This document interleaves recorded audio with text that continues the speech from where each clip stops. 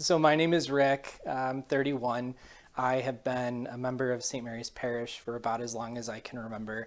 I went through St. Mary's grade school, preschool, and kindergarten, and have been a member of St. Mary's all the way since. And so being a part of this parish has been really impactful in my life in a number of ways to date. And the presence of COVID recently and how unique 2020 has been has made things even more dramatic in my life.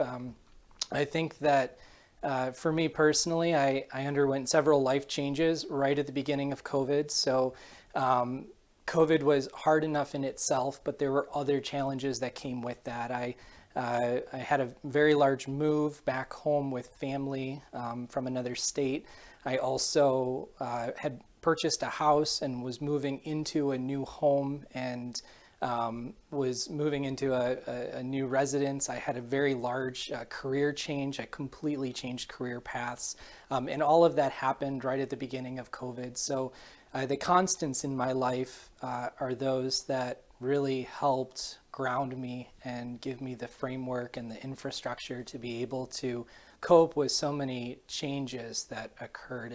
And one of those structures has really been St. Mary's Parish and Father Andy, the priest there.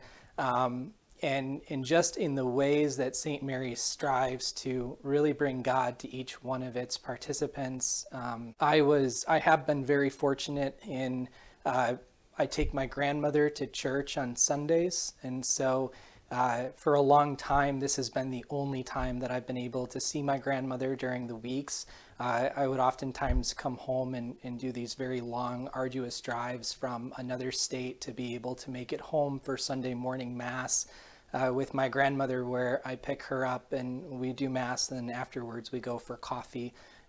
And so COVID was initially very concerning because at a time when maybe Mass might not have been able to be held, I was really fearful of what that was going to mean for the traditional routine of picking up my grandma and having that opportunity to see my grandma and having that time with her both at the Mass and then after.